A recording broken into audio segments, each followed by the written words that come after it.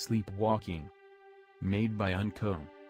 Found in www.creepypasta.org web link. In 1998 I got a new teaching job in a new town. To save money I moved into a small house that was for rent. My roommate, Claire, was nice enough and the two of us got along easily. I moved in and found my room.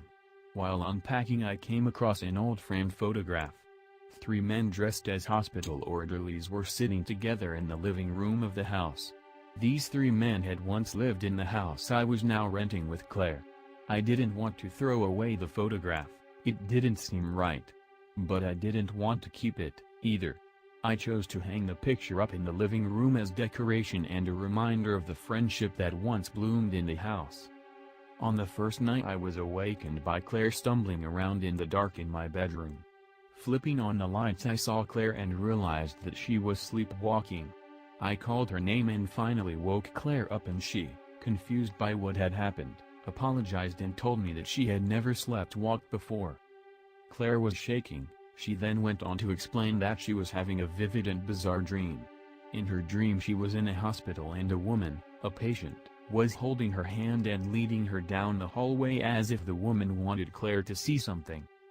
The next morning I went for a jog and spied an abandoned building a few blocks away from my house. The building was massive, the windows broken and the doors chained. There were no signs on the outside of the building but by all outward appearances it looked like a hospital. I was staring at the building as if in a trance when I noticed that there was something, or someone looking back at me from the 5th floor window. As soon as I made eye contact it disappeared. The whole area, the building and the quiet creeped me out. I ran for home. That night Claire and I sat down together to watch a movie, drink some wine and talk. When I brought up my crazy ex-boyfriend Claire laughed a little. She remarked that my ex sounded like her during her wilder days. She went on to tell me that she had a mental breakdown a few years ago and that she was on medication, but she was better now and it was all behind her. Her story sent a chill up my spine. I barely knew her and I learn about this. Later when I went to bed I heard a crash outside my window. I threw back the curtain and saw Claire walking off the porch, breaking a flower pot as she moved. I opened my window and yelled her name but she didn't respond. Claire was walking down the street toward the abandoned hospital, sleepwalking, her hand outstretched as if she was being guided by some unseen force. I threw on some clothes and ran outside the house still calling Claire's name. By the time I caught up to her she was stepping inside the hospital doors. Someone had unchained the doors. I was too afraid to walk inside the hospital after her. I hesitated and I regret it to this day. When I finally worked up the nerve to walk inside I was greeted by an elderly homeless woman. I asked her if she had seen anyone come into the hospital just now and all she did was smile at me and turn away. I panicked and stepped back outside. The foreboding feeling was overwhelming. I looked up at the hospital and saw Claire hanging out a window on the 5th floor. I yelled her name but I couldn't get her attention. I'll never forget the look on her face, pure terror. Claire kept leaning out the window and looking back into the hospital as if she was afraid of someone or something. Sometimes she'd look down, seemingly straight at me, but she still never saw me. I called her name desperately as I watched her climb out through the window and jump. She died in front of me. The police arrived and I told them everything about Claire's sleepwalking. But when they learned about her history of mental illness they quickly chalked it up to a suicide and that was the end of her story. A week later I read her obituary in the newspaper and in the article they confirmed that the abandoned hospital was in fact a hospital. A mental hospital. I fell asleep that night. I had a very strange dream. I was walking down the hall of a hospital, a woman in a hospital gown holding my hand. She was guiding me somewhere and she kept looking back to make sure I was still following. The snapping of fingers and a man's voice startled me awake. I had been dreaming. I had been sleepwalking. I had walked the 4 blocks from my house to the street of the abandoned hospital. A man had almost hit me with his car. If he hadn't have woken me up I'm not sure what would have happened. The idea of sleep was now terrifying. So much had happened in such little time I tried to keep awake for as long as possible. But eventually, as it often does, sleep overtook me. The dream, the same dream about being in the hospital, repeated. This time when I woke up, however, I wasn't in my bed or standing in the street. I was laying the bed frame of an old cot inside the hospital. Scared, I walked through the halls trying to find the stairs and get out, but I found nothing. I heard muffled voices and screams coming from all the empty rooms that lined the halls. I rounded a corner and came face to face with 3 people all dressed as patients. One patient was the woman from my dream. I backed away and told myself they weren't real. If I ignored them, they'd go away. I kept searching for the exit and heard another screaming voice from behind the door. There was an orange glow creeping out from under the door and through the small window on the door. I peeked inside and a man's face peeked back. His face was burned, horribly burned. He begged me to let him out, but I couldn't bring myself to touch the door. I turned and saw the same 3 patients as I had before. One by one the 3 patients approached the window and jumped out. I looked out the window but I didn't see them. I saw 3 orderlies running from the building in a panic. I yelled for them but they didn't stop. That's when I smelled the smoke. I turned and saw the orange flame stretching out from under the door and smoke filling every hallway. I had no choice. I had to jump. I approached the window and prepared to leap out when I felt a hand on my arm. I looked over and saw the homeless woman pulling me away from the window. She led me out of the hospital and I ran for my life. The rest of the night I stayed awake and did some research on the hospital. It was abandoned 20 years ago after a fire.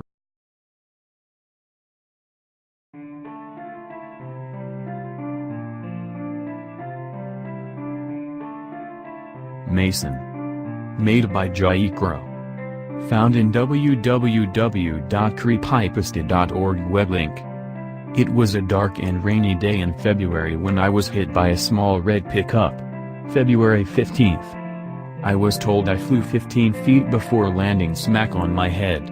Apparently the driver was drunk and didn't see me crossing. I don't remember that day at all. 4 weeks I slept, in a coma that many feared I would never come out of. I was placed in a ward of children and teens with major bodily harm or disease. My roommate was a boy named Mason. I never did find out his last name. For the time in which I slept, he found out bits and pieces of me from my various visitors. My favorite color, what music I liked, and other random things. The day I woke up, I was showered with love and attention from my family, and it took me almost an hour to realize the presence of the boy laying in the bed beside me. He flashed me a lopsided grin and quietly went back to the book he was reading.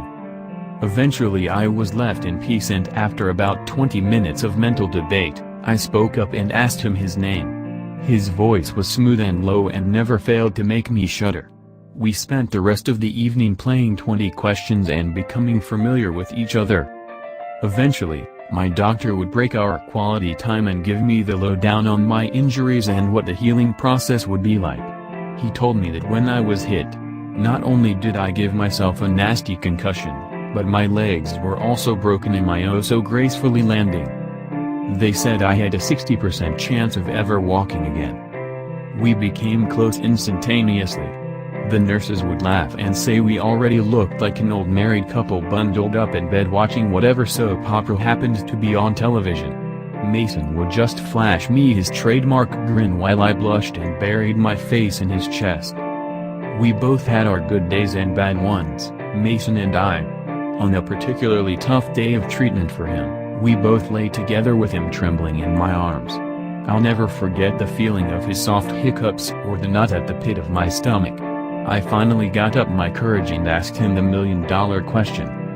He had Hodgkin's disease. I don't think either of us slept that night. While my legs were transitioned from casts to braces, Mason's chemotherapy began. However, without fail, when I'd come back frustrated or in tears over a difficult session of therapy, he'd be there to comfort me with soothing words and reruns of I Love Lucy. Over the weeks, the chemo began to take its toll. His brown curls thinned to almost nothing, dark circles took permanent residence under his eyes, and his skin turned as pale as snow. As my legs grew stronger, The day I was released no longer seemed like something to look forward to. The day we decided to shave his hair was the day I broke down. I told him I would do anything, give blood, bone marrow, anything to make him get better faster, but he just shot me his smile that instantly made me melt and wiped my tears away. 60%. Mason had a 60% chance of beating his demons. Same as me. On May 12th, I was officially released from room 104. I would walk with a limp most likely for the rest of my life. Every other day I would visit Mason. Each time I would leave we would take a picture together. Over the months I could compare our first picture and our most recent one and see how much he was deteriorating. It was heartbreaking. August 17th was the first time I lost him. Overnight a high fever had broken out and his heart stopped for 4.5 minutes. Those were the worst minutes of my life. I sat outside his room in an uncomfortable plastic chair watching the nurses I knew all too well scrambling back and forth attempting to save his fragile life. I didn't leave his side until he squeezed my hand, winked, and told me to go home and take a shower. After that, I vowed I would never let him leave me alone again. I guess the odds weren't in Mason's favor, for by the time Thanksgiving came around, he was almost a skeleton. But I didn't care. He confided in me that night, accepting the fact that his time was almost up and promising to wait for me on the other side. I begged him not to go, but he just lightly shook his head and rubbed soft circles into my back. He wasn't going to survive to see Christmas. That was 2 months ago. No longer being able to bear to see him hooked up to all sorts of machines, we decided to steal away in the night together. I bundled him up and we drove away in my mother's car until we arrived at an old cabin my family would stay in during the holidays. Mason and I couldn't be any happier. I don't care that I'm on the news every night, or that every cop in the county is looking for me. All I care about is being with Mason forever. Even if his flesh is crawling with maggots and beginning to peel off his bones. Even if the smell of his rotting cadaver never fades from my skin. His lips are still warm at night and he often whispers sweet secrets into my ear before we sleep. No one, not the police, doctors, or anyone else can ever separate us. I'm ready for them when they come. I made sure to bring the sharpest scalpel I could find when we left the hospital. But until then, I'll lay in Mason's arms, or at least what I think were once his strong appendages, and we'll talk all night until he takes me away. We'll be together forever.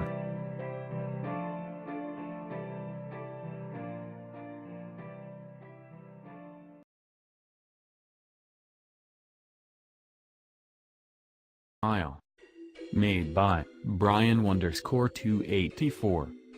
Found in www.creepypasta.org web link.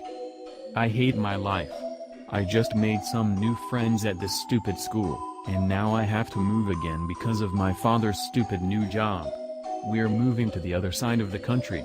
I just wish we could stay in a town for more than a few months, but no. Every job just gets better and better, so we have to move. I've been doing some research on the new town we were moving into. I'll just say that there are some pretty messed up headlines for this place. Most of them about kids going insane, some murders here and there. Nothing shocks me anymore considering some of the places that I've been. When we arrived, I got out of the U-Haul truck, and looked up at the huge mansion-looking house. Really? Is a house this big necessary for your needed office space? I say in sarcastic tone, looking at the dead grass surrounding this house. Jordan, watch your tone. My mother hisses at me. He's just going through his puberty years. My dad says, chuckling under his breath. Doesn't matter. He shouldn't be disrespectful. My mom says, and I walk into the house carrying my things. I look around the dark house, and at the peeling wallpaper on the walls. There are still several pictures of the old family that lived here before they left. My parents walk into the house behind me holding some of their stuff, and I look at them questioningly. Do you know what happened to the family that was here? Back in 1950-something? I ask. We do, but can we discuss it at dinner? We should get most of our stuff away first. My father says, and I agree. I walk upstairs, pick a smallish square room, and set my boxes down. I look around the empty room, and put my hands in my hoodie pockets. Along one wall, there are 3 windows. 2 are square, and 1 is an oval. On the opposite wall, there are 2 wooden closet doors that look like they could turn to ash at the touch. There is a small bed along the wall next to the closet doors, and a huge wall space. I open the box with my posters of bands, and look up. A boy, who looks to be about 17 or 18, was standing in front of me. He had dark hair, blue eyes, and an ugly stained blue shirt with a black jacket. He wore ripped jeans, and brown muddy boots. "Oh, I didn't know someone was in here," I said cautiously, standing up. The boy just looked at me. He didn't say a word, and he didn't move a muscle. He just stared at me. "You gonna talk, or?" I said, inspecting him a bit. He looked like a normal teen, except for his unnaturally thin body and pale skin, and the bottom half of his face is covered by a mask. "Okay. Well, I think it's time you left," I say as I bend down to pick up another box to set it on the bed. When I stand back up, I'm the only person in the room. Everything is normal, except for muddy boot prints where the boy was standing. That ''s odd. I look around the floor to see if he left anything else, but there were no other prints. I look over at the bed, and see a bit of white sticking out from under the sheets. I walk over to the bed, pull out the paper, and turn it over to see a photo. A photo of a family. There was a mother, father, 2 sons, and a daughter. Almost immediately, I recognize one of the sons. It was the boy who was just in my room. I turn the photo over again, looking for a date. July 18, 1952. I read aloud to myself, and I look around the room once more. That's impossible. I know what happened to this family. They were killed. I wanted to tell my parents this, but of course it has to wait till dinner. I know that it was one of the children that murdered the family, but I just can't remember which one it was. Joseph, I think. That's all I can remember from my research about this family. I set the remaining boxes on my bed, and unpack. I open the closet doors carefully, and see that there is still some old clothes from the family. The top half of a mask, some jackets and button-down shirts, and some pairs of shoes and boots. I put my clothes on the hangers inside, and put them away. I also put some stuff that has no place in my room on a shelf at the top of the closet. We decided to get takeout from a nearby Japanese restaurant. As I scarf down some teriyaki chicken and fried rice, my mother says something quite interesting. "Jordan, we know you'll hate us for this," she begins, as I look up at her. "The family that was here before us. They were murdered." "Oh. I knew that already," I say, and go back to eating my chicken. "What?" "Excuse me, but I don't remember." My father starts, but remembers about my obsession with history. "You did your research, didn't you?" he says, looking down. "Of course. Can't move into a new house without any kind of warning without doing research," I say, eating more chicken and rice. "Did you know that one of the sons were convinced that he was telekinetic?" I say with a bit of a chuckle. My parents can't help but laugh a bit, too. After dinner, we go to our bedrooms, and sleep. After having several awful nightmares of rapid, flashing images, I jumped up awake, at around 2 a.m. I look around the room, then rub my eyes. I look at my feet, to see a doll at the foot of my bed. "The fuck?" I say quietly to myself, not wanting to wake up my parents. I slowly sit up, and lean over to the doll. Its beady eyes seem to follow me. I pick it up, look at it, and throw it under my bed. When I go to sit up on the bed, the boy from earlier is right in front of me. His face is inches from mine. I yelp, and jump back. After a minute. "Wait. Are you?" I ask in a whisper. "My name is Joseph," I hear a voice from behind me say. It was raspy and low in tone, and was creepy in general. "You're the—" "Yes, I am," he says, without moving his mouth. I start to tremble. He should be dead. This shouldn't be happening. Oh, I'm dead alright. And don't worry. You can join us. He says.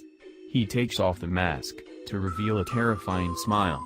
It stretches from ear to ear, and it's held shut with stitches. He opens his mouth to show his full smile, and breaks the stitches in the process. Black chunky blood starts oozing out of the cuts in his cheeks, and he holds up his hand. You'll just need some modifications, he says, smiling evilly. I start to back up, but hit the headboard of the bed. He spreads his fingers, and my mouth opens. He slowly clenches his fist, and my cheeks start to burn. I start to scream as the corners of my lips get torn in half. Surely enough, my dad bursts through the door. Who the hell are you? My father screams. He grabs his shotgun, and fires. The bullets pass straight through the creature on top of me, and the black blood drips on me. The creature clenches his fist harder, and my cheeks get even more torn. My father runs up, and hits this thing in the head with the butt of the gun. He falls back, and grunts in pain. Jordan, get out of here. Go to your mother. My dad yells. I get up, and run to my parents' bedroom. I grab my mother's arm, and hide in the closet with her. We hide behind layers of clothes. I can see my mother and a sliver of the door to the bedroom. We are completely silent. A warm blood drips down my cheeks and onto my shirt. The black blood from that thing is still on me. We hear 3 shots of the gun, then a loud thud.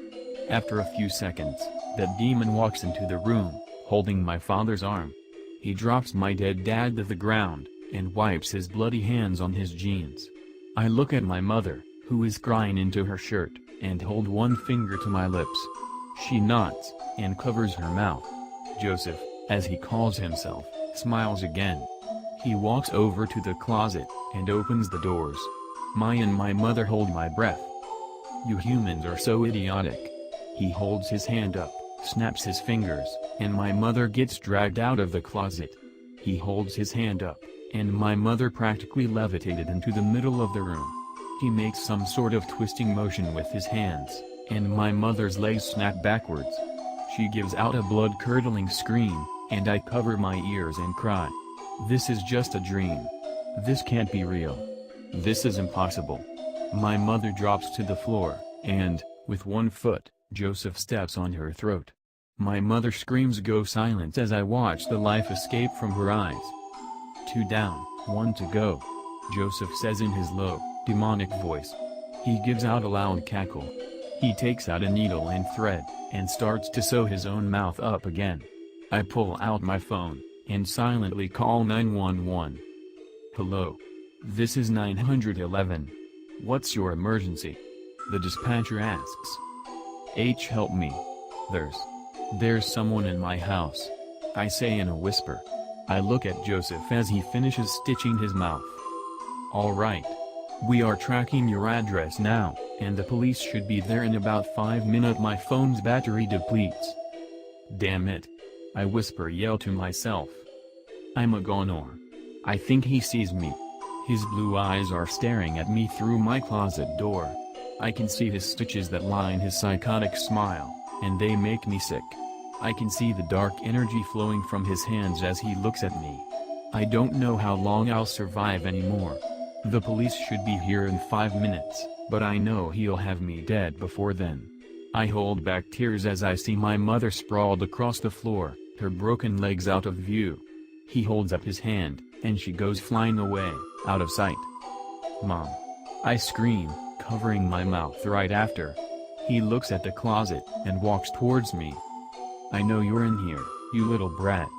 He says as he rips the closet doors apart. I scream for someone, anyone, to come and help, but everyone's dead. He grabs my arm, and throws me out of the closet. My head crashes against the window, and cracks the thick glass. He walks over to me, his brown stained boots making prints on the hardwood floor.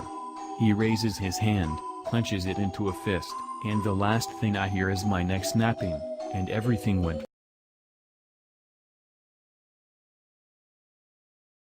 Every last drop. Wilfred put out the last bit of his cigarette, grinding it into the ashtray, his previous remainders fashioned into a crooked mess of the day. No matter how many he smoked, his hands still shook at the recent news. The only way he could keep them steady was the urge to occupy himself with his psychology book from the school. His eyes went through the words, but none of them stuck in his head. It was as if he was reading ripples in a rainstorm, nothing but chaotic lines with so much going on around them. Despite being only a few years apart, the two of them couldn't be any more different. Günther had made himself into a powerhouse through unrelenting training, the scars and bulging veins on his skin showing the effort he has gone through. Wilfried, on the other hand, took to the books rather than the gym. The muscles in his eyes from shifting left to right were only surpassed in use by the ones in his mouth. But no matter how much he liked to talk, he was stone silent ever since he arrived at the house. Plucking a fresh cigarette from the crinkled pack, he flicked his lighter over and over again, having trouble to get a flame started.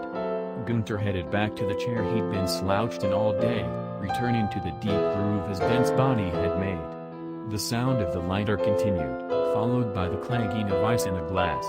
Staring over at his brother, Günther's grip tightened on the armrest. Finally, the fire stuck, the clock returning to be the only rhythm. Günther cleared his throat after a nice long sip, deciding to break the ice after such a long and unintentional vow of silence. "You are ruining your lungs, you know." Smoke came out of Wilfried's mouth as he spoke. "And you are ruining your liver. You never hear me bugging you about it." He laid himself down on the couch, holding his cigarette between his fingers near the ground, the book in his other hand. His unkempt blonde hair fell over his face, having to be brushed aside to avoid catching fire. Günther rubbed his scruffy beard irritably. "You're barely 20. Don't you care about your health?" Wilfried coughed out a laugh, dropping his book onto his chest.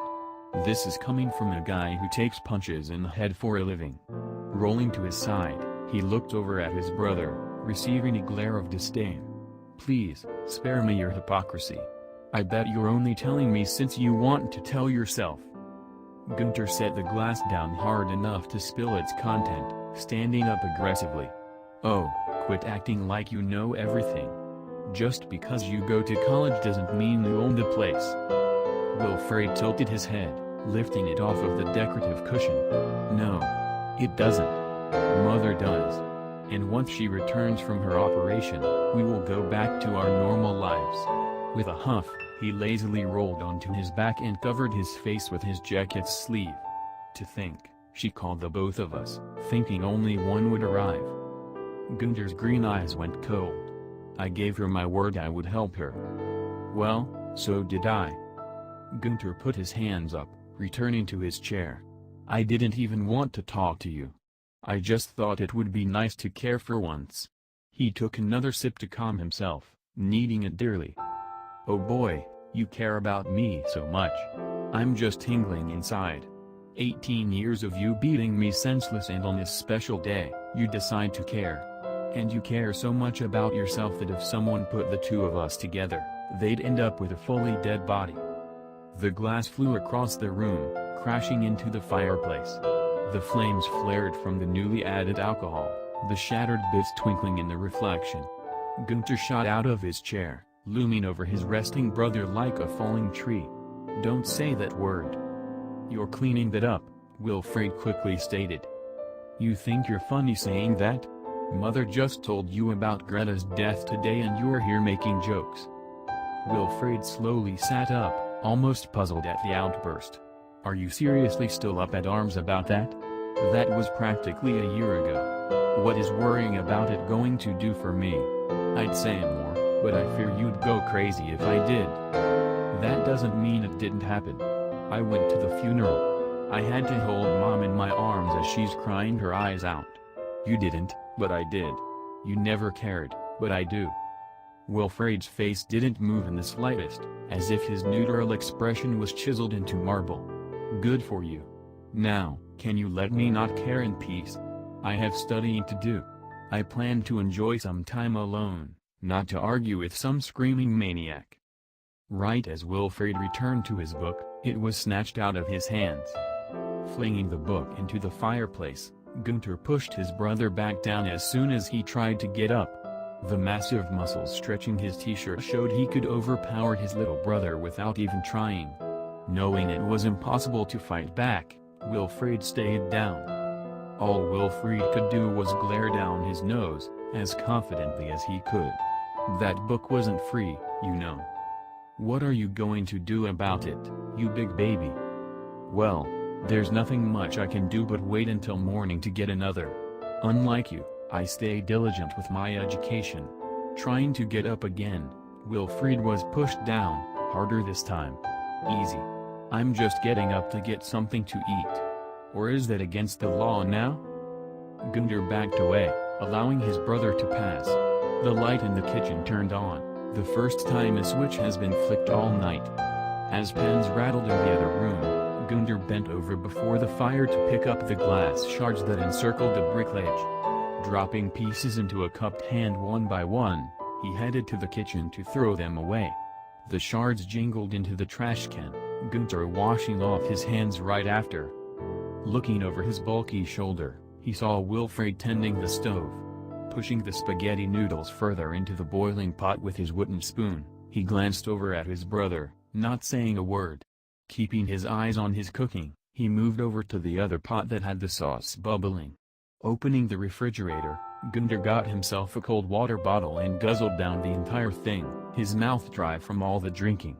Grabbing another, he closed the door and leaned against the counter. When did you learn how to cook?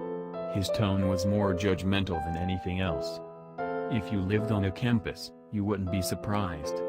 Between studying and classes, there's not much time to head to the local burger joint several streets away. If only things were like the old days where there was a diner on every street corner. Man, I'd love to live in the old days. I was born in the wrong time, the wrong country. He glanced at his brother, the wrong family. Some luck, huh? Why do you hate our family so much? Gunter asked it quietly and without any anger. It was enough to get Wilfried's attention. After putting the pasta in the strainer over the sink, he put his hand on the counter, fully facing his brother. Give me a reason to like our family and maybe I'd consider going easy on you guys. You know our history, you know about Dad, you know about all the things our family has done, and still you think there is something respectable about us. What is it? Because we're related? Is that why I should like you? Gunter just looked down, thinking he could find the answer in his water bottle, finding nothing but a distorted reflection of the world around him. The only one I can respect is Mother, Wilfried continued, because she actually took care of me. Not very well, but she tried her best. She's not perfect, I know that. As he put the food on a plate and poured the sauce over it, he saw his brother still looking down in silence. Getting another plate from the cupboard, he fixed up another helping of food, setting it on the other side of the sink, next to Gunter. I also know that you didn't eat a thing today. A big guy like you has to eat or else you'd collapse under your own weight. Gunter moved his head towards the steaming plate, his stomach hurting from its emptiness. He grabbed it by the edge. I'm sorry I burned your book. I know. Gunter lifted his head, his eyes absent of their usual flare. I'll pay for a new one.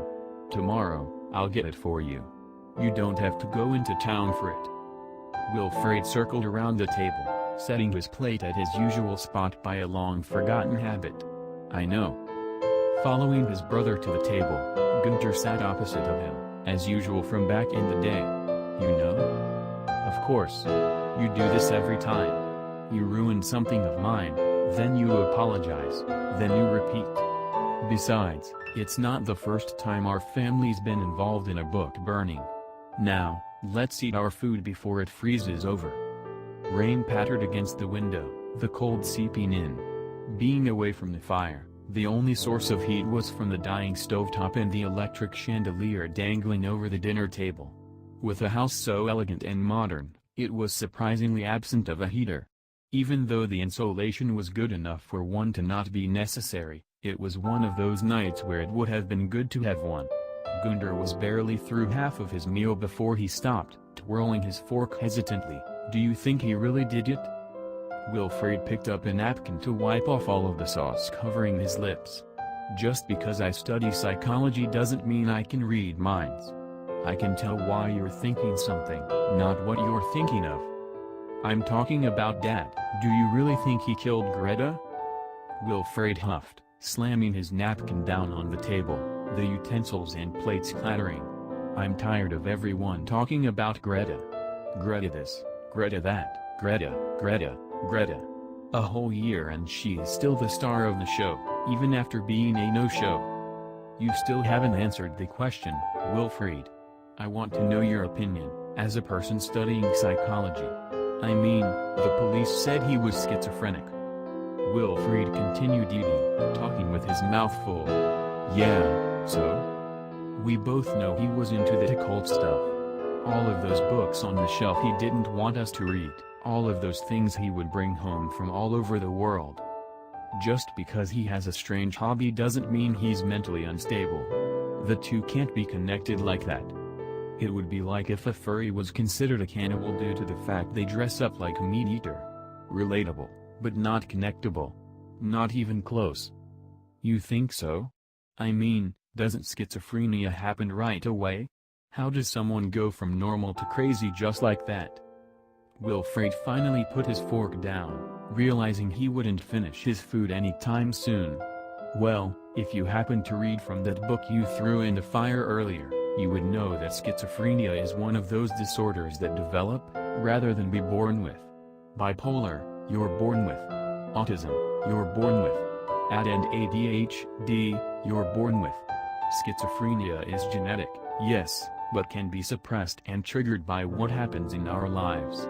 Addictions are also genetic, but that doesn't mean we all follow the things we are at high risk at being addicted to. But, I don't know about you. I don't know if you are born to be an alcoholic or not. Gunther ignored the remark. So what you're saying is he is able to be normal for his whole life, until something triggers it. Wilfred nodded. More or less, yeah. It can be a gradual encumbering stress that activates it, or it can be a traumatizing event that has it happen all at once. The thing is, I'm not the one who tested him and I wasn't there when it happened. All I know is that Greta is gone and Dad's in the nut house. Gunther squinted his eyes, scratching his blonde beard and thought. You seem to be taking it pretty well. Wilfred stood up, taking his plate to the sink to wash it off. Let's just say I'm not surprised at any of this. From the second I was carried into this household, I was the black sheep of this family. The day I moved out was the day I started living for once. Right when I was able to, I changed my last name to Hein. What's wrong with Rosenberg? It's embarrassing. I couldn't consciously keep the name and be proud of it. Wilfred returned to the table to sit back in the chair. Not by a long shot. I never knew you changed your name. It feels like you changed everything completely ever since you left. That's the plan. Don't tell me you have a girlfriend now? I'd feel bad for the girl who'd have to put up with a mouth like yours. Yes, I have a girlfriend. I met her in class and helped her with studies. It's been going good so far. Of course, everyone back in the day thought I was going to have a boyfriend, but now I have a girlfriend. Gunther laughed heartily. I bet she's a big-time nerd, huh? Oh, yeah. She's always playing video games instead of studying. Thankfully I'm able to tutor her and keep her attention. Can't say that for the teacher. How many years you have left in college? Wilfred tilted his head in thought. I think about 2 more remaining and I get my bachelor's degree. Then after I get a job, I'll work on my master's. What kind of job are you going to do? I don't know. I'm used to dealing with nut jobs when I was living in this house, so maybe working at an insane asylum would be right at home. Gunther chuckled as his chewed. So you don't know, then? There's plenty of choices. But of course, I'll do what pays best.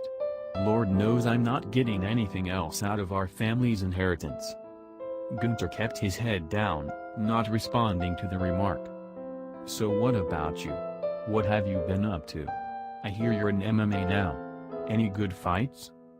Gunther looked around, scratching the back of his head. Not too many, but I keep the crowd going. That's for sure. Must be awkward for you to fight someone who can beat you up for once. Gunter gulped, returning his brother's glare. What is that supposed to mean? Wilfred scoffed. Don't act like you forgot. Nearly every day you would leave me with a bruise or a bump that made mother's heart skip a beat. My wrist that cracks every morning, my knee that is crooked, the dent in my collarbone. I bet you remember every one of those, maybe even better than me. Gunter sighed, getting up to drop the plate in the sink and let it sit there. That was in the past. We were just kids messing around. Lightning cracked outside, the wind howling louder. Wilfred smiled, the way a shark would when it smelled blood. Of course. You were messing around. You know. I can mess around too. What makes you think I didn't poison the food you just ate? Or maybe that water you were drinking? You don't know if I opened it before, you didn't even bother to check. Gunter took a step back, feeling a pain inside. He didn't know if it was poison eating away at his innards or just the paranoia of it getting to him. You're lying. You wouldn't do something like that. Wilfred stood up, his grin as smug as ever. Trouble is, you don't know. Maybe I was born a heartless killer? Ever thought of that? Father did it so easily, maybe I could do the same thing.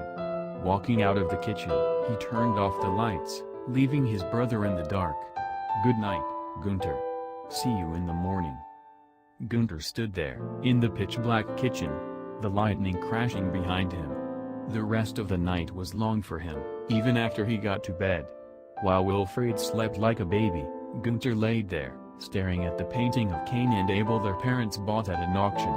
Its image appeared with each lightning strike and each strike embedded it into his mind further. He turned to his side, trying his hardest to get rid of his constant thoughts. Gently, he felt the sensation of someone putting a hand on his shoulder, as if reaching from behind him. Turning around to see, there was nobody with him. The heavy covers hovered over his back, but that was all. He closed his eyes, but sleep took its time to get to him. As he finally did, he dreamt of his deceased sister, enjoying it for all it was worth. It stopped raining over the Rosenberg estate in the morning, a gray sea of clouds still hanging above. Wilfred ate breakfast in front of his laptop, slurping his cereal with milk.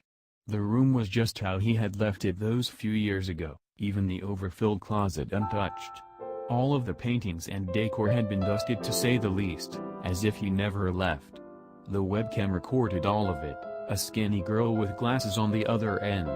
Used to his habits, she ignored the noises as she changed channels on the television, its sound muted.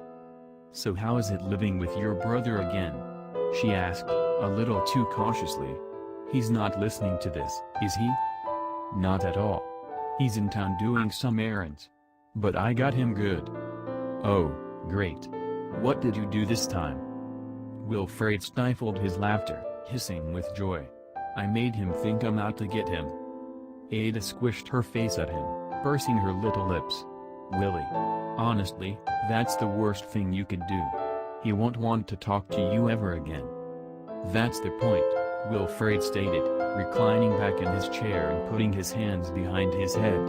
At least this way he won't bug me for the rest of the stay. How much longer is it going to be? Wilfred sighed in annoyance. 2 more days. What a way to spend a chunk of my winter break, huh? But don't worry. Right when I get back, we'll go somewhere good. Your choice. That's if you come back. With the way you talk about your brother, I thought he was a wild dog you kept chained in the backyard. We would have chained him up, but the neighbors would complain, most likely. You dork. Ada giggled, the kind that was contagious. Batting her eyes, she sighed, a hand coming up to hold her head on her desk. I miss you. I miss you too. They stared at each other, both wanting the screen between them to be gone for good. A sound interrupted their silence. It was faint, but both of them reacted once they heard it. The sound of a high-pitched cry, one from a yowling animal. You never told me your mom had a cat, Ada said, giggling in delight. Wilfred looked at her suspiciously, his eyes shifting. I thought that came from your end. Ada shook her head. No, it's definitely from yours. She clapped her hands with joy.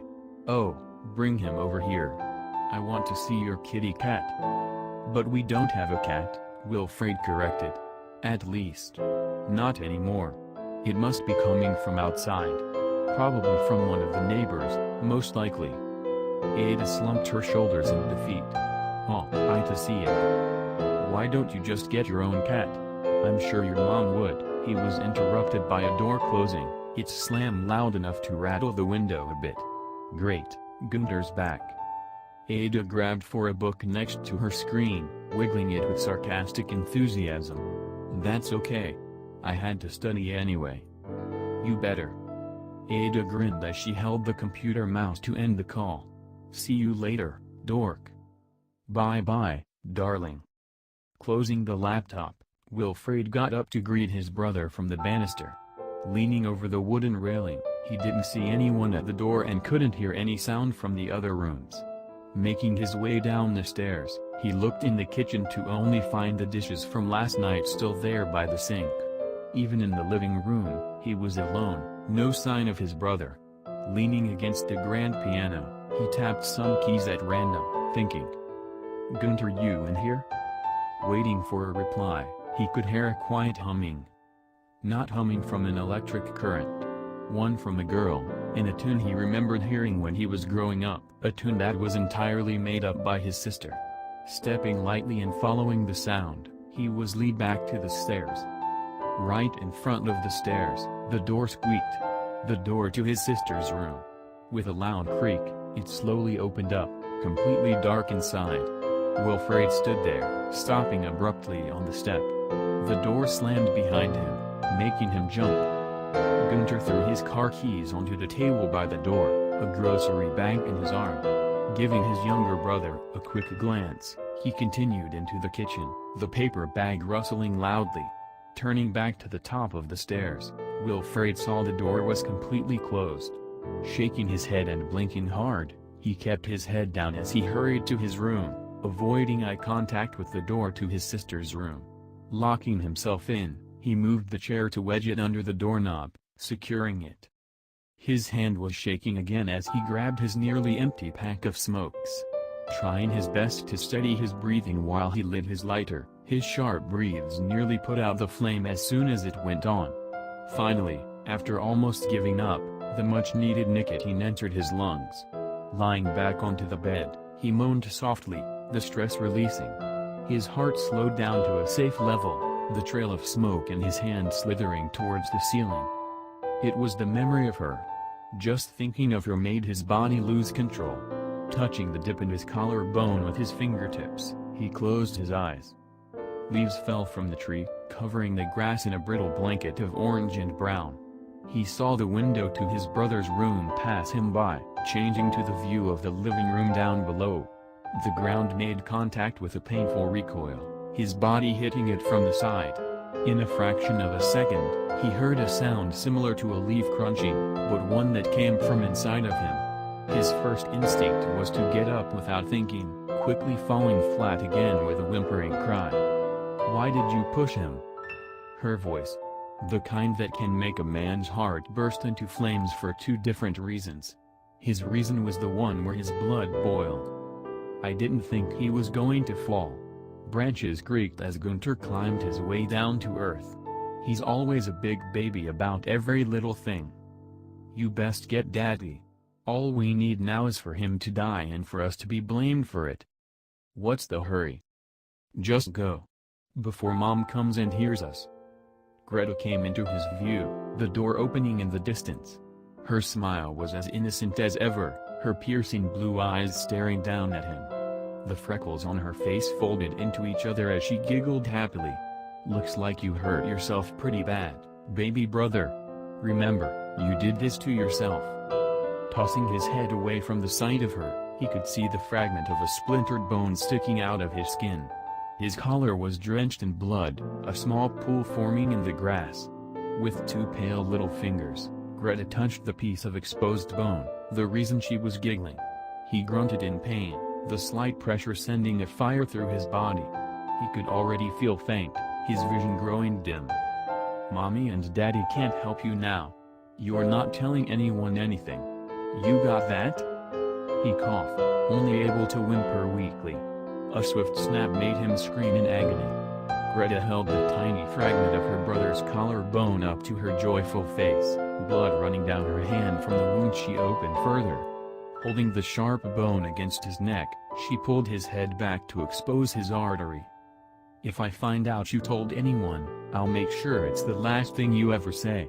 Got it?" Nodding only caused more pain, but he did it to save himself from what would come if he didn't.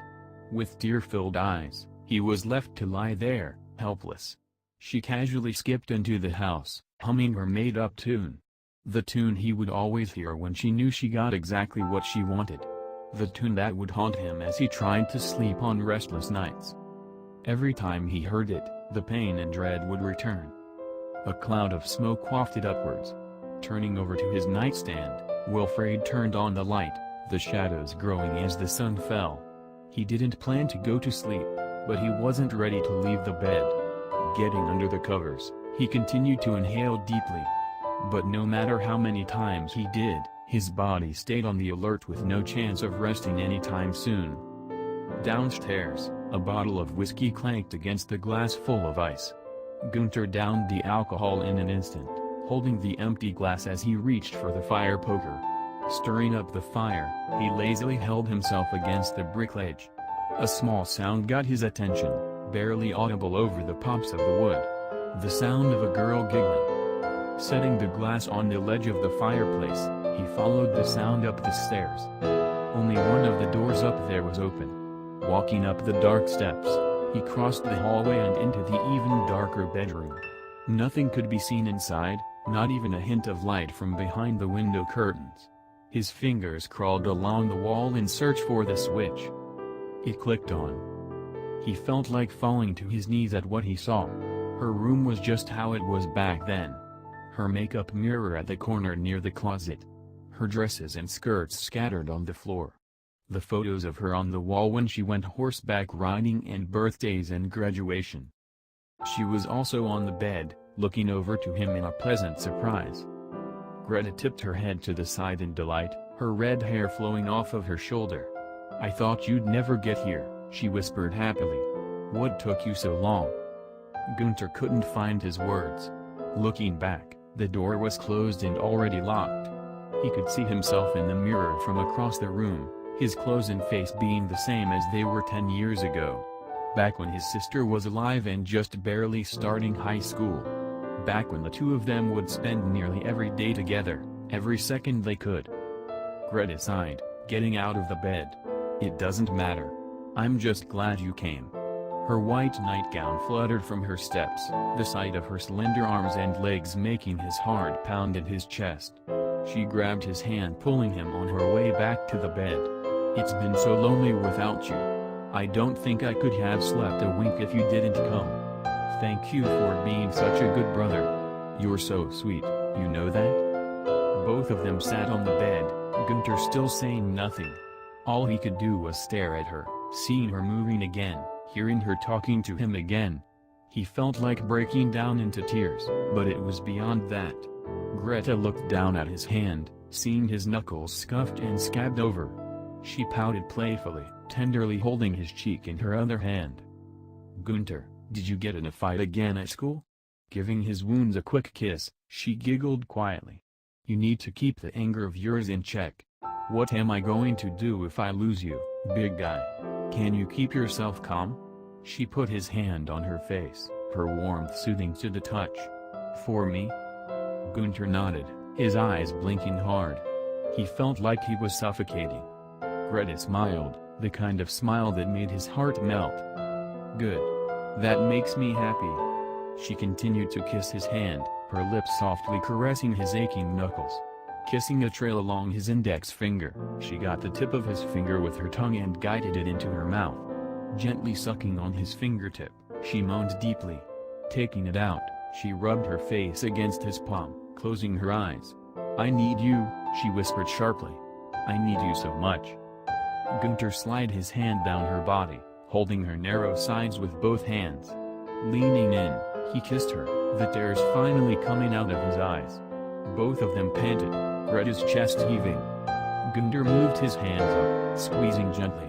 It was enough to make Greta gasp in pleasure, a short giggle coming out of her. Gunter slowly pushed her down onto the bed, getting onto his knees. Greta reached her arms outward, longing for him. Crawling over to her on the covers, he rubbed her thighs up and down. She bent her legs up, following his hands with hers. Leaning in, Gunter stuck his head under her nightgown, the heat feeling wonderful on his face.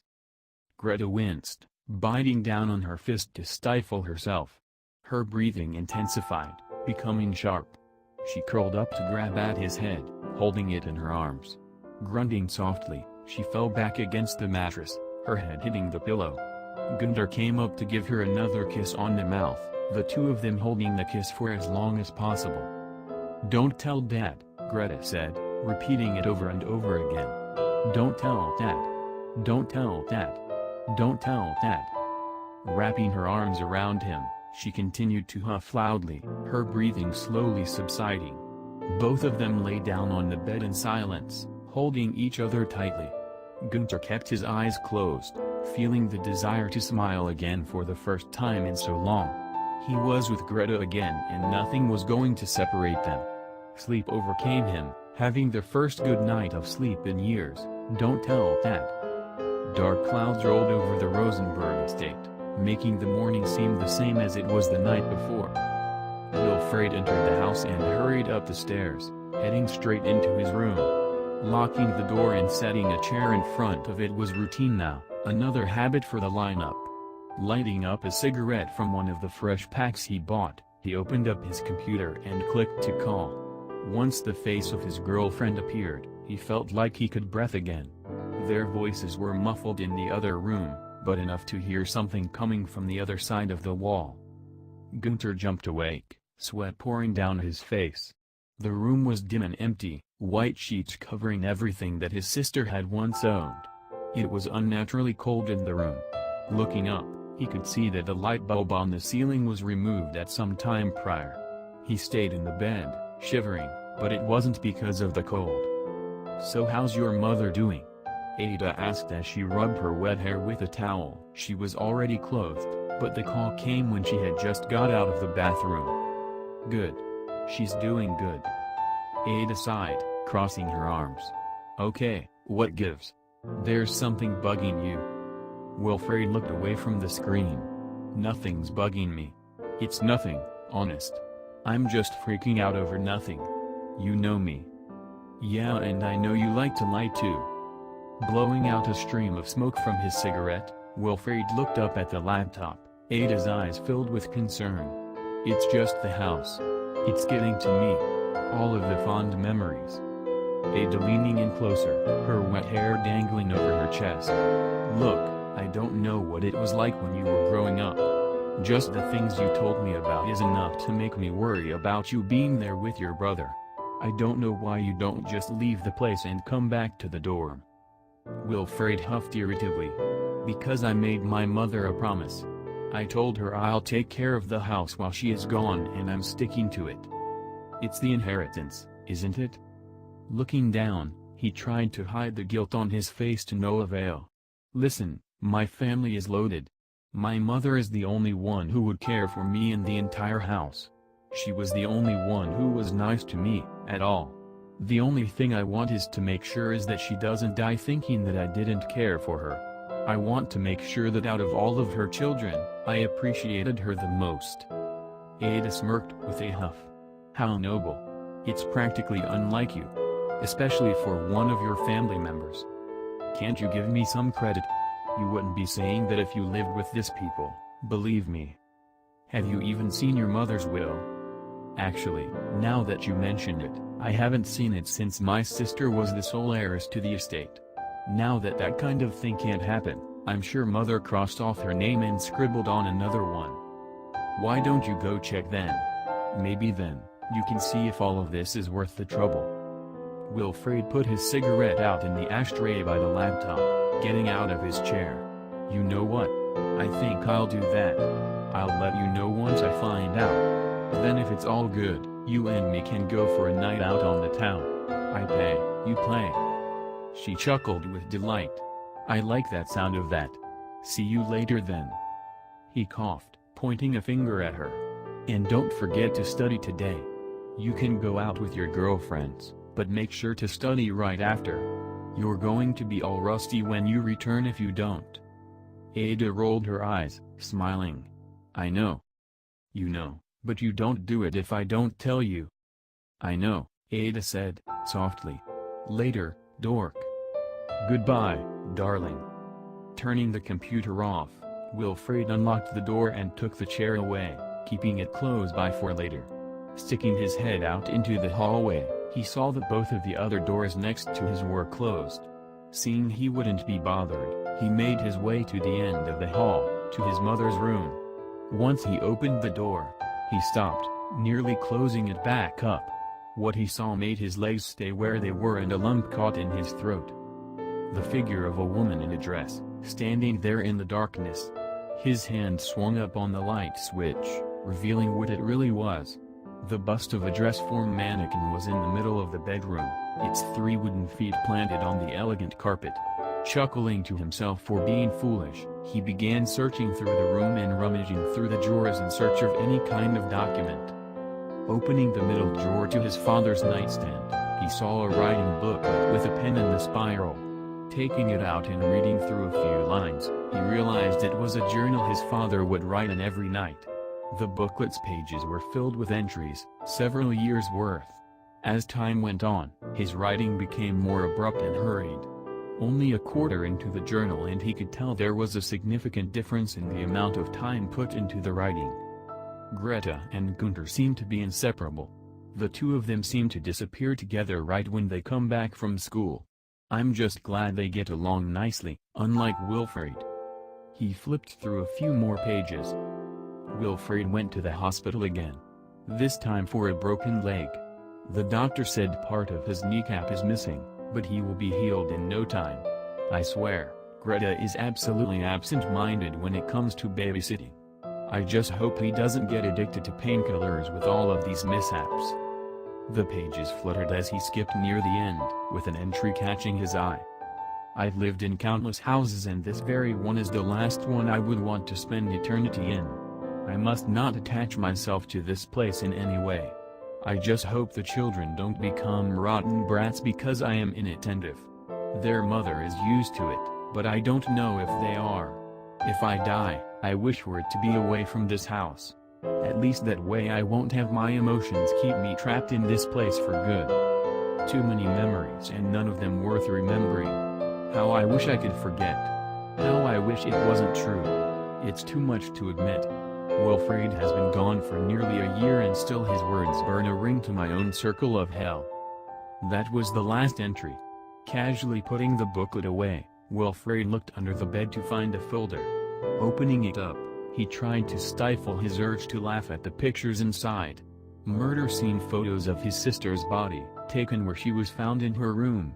Killed in her sleep, in what was once a white nightgown.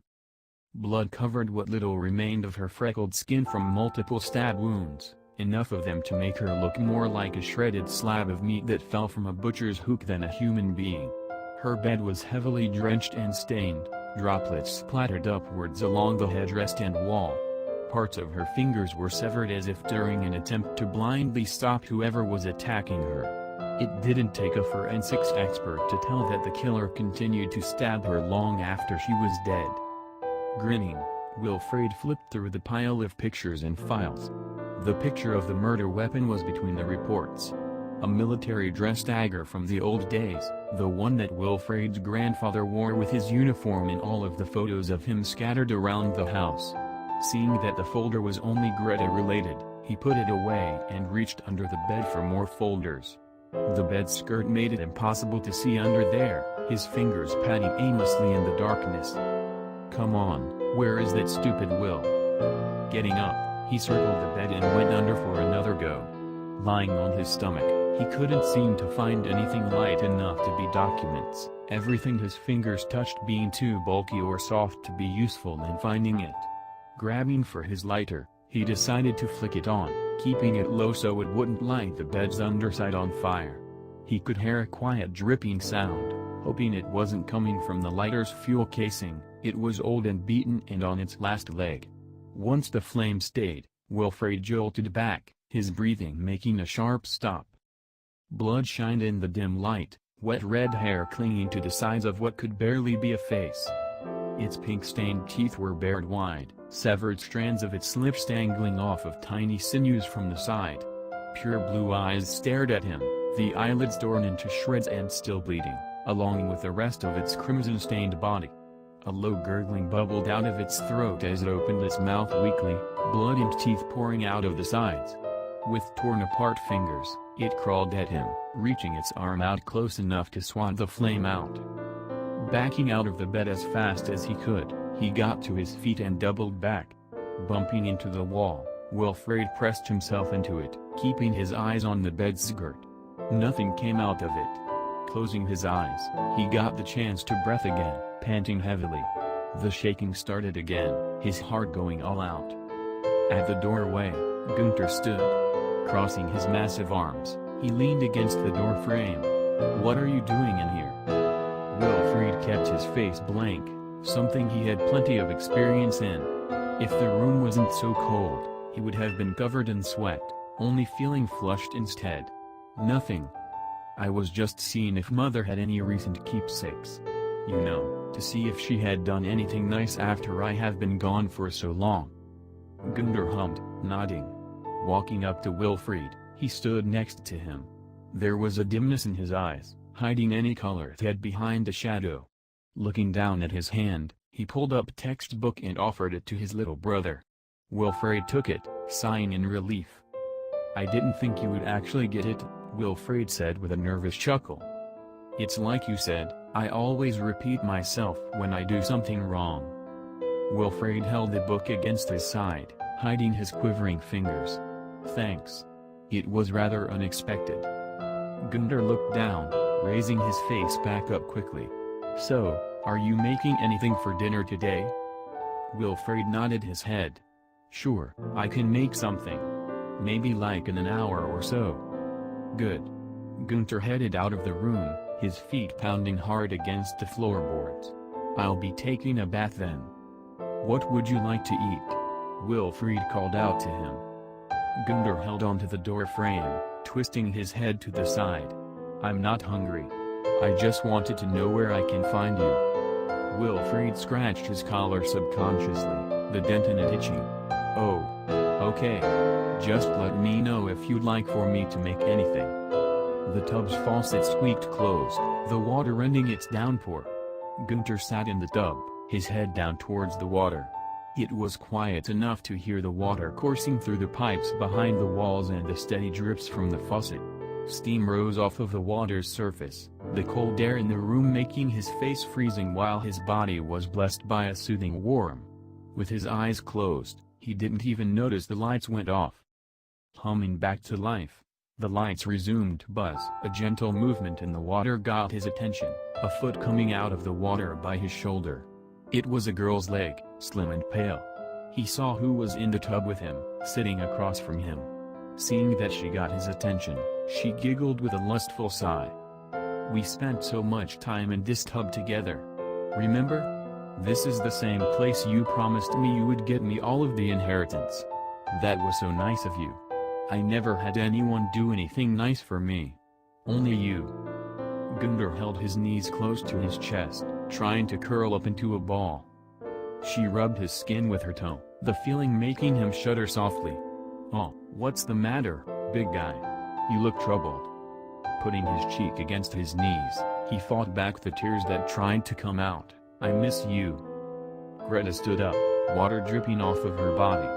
Bending over, she pulled Günther's arms away from his knees, pushing him back into the tub's rim.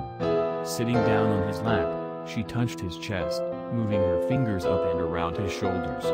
Water dripped from her hair as she kissed his lips, bringing her arms around his neck. He felt every part of her under the water, Greta reacting from the tingle she got when he brushed his fingers over her chest. "You're my only brother," she mumbled next to his cheek. "Especially after what the other one did." The words got Gunter's attention, having him ease Greta's head back to look her in the eyes. Those baleful blue eyes. What did he do? Greta held her brother's chin, her own face dropping into an emotionless glare. He killed me. He's the one that did it. He's the one that took me away from you. No.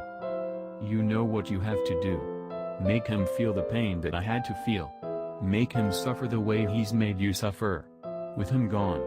She gave him a kiss, making it last, her voice turning sweet again after, we can be together again. Forever. Gunter closed his eyes, holding her tightly. The only noise coming from the bathroom was the sound of Greta humming, the same tune she always had. Wilfried closed the refrigerator, putting a head of lettuce on the cutting board. Grabbing a kitchen knife from the holder, he chopped up some lettuce to put in the large bowl waiting on the side. Gunter's feet pounded down the steps, slowly and uneven. After a while, he entered the kitchen, holding a bottle of whiskey. Wilfried glanced over his shoulder, continuing to cut the lineup of vegetables. Hey, I know you're not hungry, but I'm making a salad. He chuckled as he poured the cut lettuce into the bowl. Everything is fresh, so you know nothing's poisoned. Gunter sat at the table and kept his head down, only bringing it up to drink more from the whiskey bottle. Emptying it out with a long swig, he slammed the bottle down, almost hard enough to have it shatter in his hand. Wilfried could smell the alcohol sweating out of him from across the kitchen, as if the bath he took was in a tub of gin. Putting a plate of salad in front of his brother, he returned to the stove. Keeping his hand on the bottle, Gunter kept his eyes on the plate, but didn't budge to touch it. I'm making a roast tonight, so it'll be another 30 minutes. That salad should keep you occupied while you wait. I hope Mom doesn't mind us eating it. Turning around, Wilfried saw his brother wasn't eating. What's the matter? Is it not your thing? I know you didn't eat the entire day and starving won't do any good. Especially when you fill yourself with booze like that. You know. Gunter's breathing got louder, you know everything, don't you? You're not the only one here that knows things. He got up from the chair, stumbling along the table and using each chair as a crutch. I know things too, little brother. Wilfried rolled his eyes. Oh, great. What is now? Gunter pointed a finger up at him, his eyes shaded by his furrowed brow. I hurt you when we were kids. You had to have kept a grudge for that. Anyone would. But you hurt me for the rest of my life. I know that you killed Greta. All this time it was you. That's impossible, and you know that. I was in the university when she died. How could I kill her when I am several cities away? Can you tell me that? Gunter shook his head, unfazed by his reasoning. I don't know how you did it, but you killed her. It's the only explanation. You were the only one who hated her. You were the only one who had any reason to kill her. Nobody else, only you. Wilfried crossed his arms. It wasn't me. It was Father. I know because. He sighed deeply, closing his eyes, because I told him about what she did. With you. Gunter's hand lowered, his mouth hanging open. I was 10 years old. Mother told me to get the two of you for dinner. I opened the door, thinking the two of you were eating since I heard whispering. When I opened the door, there you two were, in bed and too occupied to notice you were being watched. On my last day in the house, I told him what I saw, thinking that I would never have to deal with this family ever again.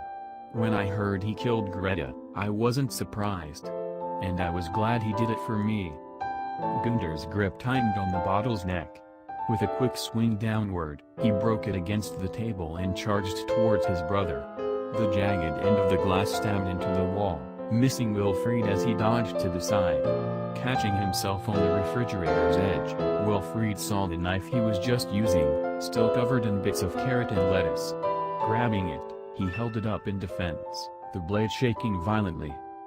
Gunter took the broken bottle out of the wall with a powerful swing, drywall flying through the air from the long gash he created. Moving back, Wilfried was sliced by the longest end along his forearm, the blood taking its time to appear.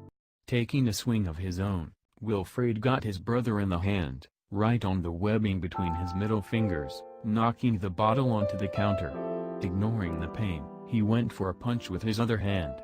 Wilfred held the knife outward, Gunter's fist going straight into the blade. Reeling his hand back, Gunter looked at his wound, the blade having gone through his index finger and into the base of his thumb, stopping at the bone in his wrist. Without saying any cry of pain, he pried the bloody knife out and slowly glanced upwards, any hint of humanity gone from his face. Panicking, Wilfred bolted out of the kitchen, holding his wounded arm. As he turned his back, Gunter threw the knife at him, the blade missing its mark and skittering along the floor, leaving a trail of blood behind it. Going through the hall, he entered the living room, the front door on the far end of it. The piano played over the pounding of his frantic steps, in a tune he knew too well. Greta's tune. He gasped as he heard someone crawling over the banister from above, his legs frozen in fear. Blood dripped from the body as it leaned over the front entrance and fell onto the bottom floor, its limbs breaking and its bones poking through its skin. Cracking and snapping in and out of place, its arms pulled it forward towards Wilfred. He stepped back as it got closer, the low gurgling sending chills all over his body, his breathing so sharp that it hurt his lungs. Distracted, he didn't see Gunter come in from the side, tackling him into a slide across the wooden floor. The fireplace burned near them as they struggled, Wilfred trying his hardest to keep his brother's fists in place. The blood covering the both of them allowed him to slip out of Wilfred's grip, his fists raising high to come down over and over again. At first, the blood covering Wilfred's face was from his brother, but soon it became his own. Every punch sent blood into the air, spraying across the brick of the fireplace and the curtains of the window near them. Teeth lay beside Wilfred's head, cracked and shattered. His eye dangled off to the side by the nerve keeping it connected to its socket. Another punch bursted the eyeball with a dull pop, vitreous humor mixing with blood. Panting, Gunter gave one last punch before finishing, holding himself over his brother's motionless body. Slowly getting up, he could feel his hands again, the blood still pouring out of them to no end. The drops followed him as he walked away from the living room, stumbling more than before. Holding himself on the wall, he stopped to catch his breath. Over the pounding of his own heart, he couldn't hear the soft scrap of metal behind him. A pain shot through his lower back, hitting him so hard he took a step forward. Looking down, he felt the strong push going through his insides. Blood formed around his shirt as it moved outward, the fire poker's tip coming out of his stomach and tearing through the fabric. Wilfred yelled furiously behind him, twisting the poker and jerking it around as much as he could. Twisting around violently, the fire poker tore further across his torso, ripping out of Wilfred's weakened grip. With the last bit of his strength, Gunter took him by the shoulders and threw him towards the fireplace.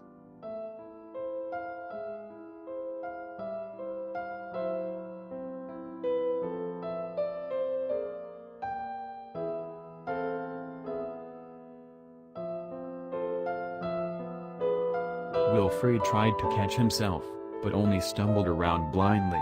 Landing face first on the brick, his head entered the roaring fire, spreading down his neck and onto the rest of his body. He was too weak to scream and too weak to move, but not too weak to feel the scorching flames engulf him. Pulling out the fire poker, Gunter tossed it to the side, having it roll along the living room. Falling back against the heavily stained curtain, he sat back and watched his brother burn alive, a faint smile lifting his lips. As he held his intestines back from pouring out of him, he heard a soft sound coming down the stairs. Greta stepped into the living room, wearing her white nightgown. As she walked up to him, the piano began to play for him, the tune that she was known for. The pain was gone. The only thing Gunter felt was the joy of seeing Greta again after she was gone for so long. Kneeling down in front of him, she held his head in her arms, bringing his face gently to her chest. Her soft whispering voice sent pleasant chills through his body, a sensation he'd longed for ever since she left. "Don't worry, little brother. Everything will be all right. I'm here. I'm here now. You have nothing to worry about." Holding the sides of his face, she kissed him, the feeling more real than ever, just like the first time they kissed. He coughed as soon as she pulled back, blood spraying the floor at his side and dangling off his mouth. Finally, the damage caught up to him, the smoldering hiss of his brother's body being the only sound in the house. Staring up at Greta, his body went limp, his eyes staying open. The sound of the fireplace continued, as well as the oven cooking in the kitchen. Greta slowly headed back up the stairs, the door to her room closing behind her. A day's worth of fighting, and soon after it was over, the clouds arrived. Inside of the several-story house, little life was expressed as it once had. The antique clock ticked away, being the only thing making sound for the next 3 hours before the fire department arrives. Gunter's organs poured out of his body from the side, his hand falling lifeless. Wilfred's skin was blackened and cracked, just like the book that was tossed into the very same fire. It rained over the Rosenberg estate.